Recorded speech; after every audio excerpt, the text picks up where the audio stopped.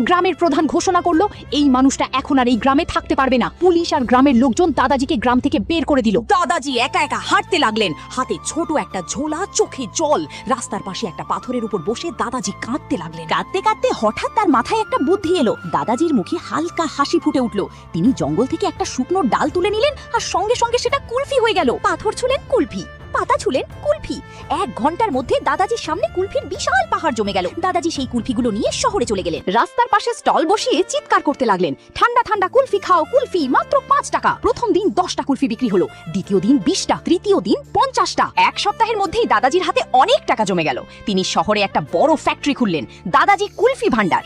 মাসের শেষে দাদাজির অ্যাকাউন্টে লাখ লাখ টাকা জমা হলো। শহরের মানুষ এখন দাদাজিকে বড় বিজনেসম্যান হিসেবে চিনতে শুরু করলো। কিন্তু সেই রাতে দাদাজি তার বিশাল রাজপ্রাসাদের ভরে একা বসে কাঁদছিলেন, কারণ তার পরিশ্রমের জন্য কেউ এখনো লাইক বা সাবস্ক্রাইব করনি। তাই বলছি বন্ধুরা, তাড়াতাড়ি করে দাও।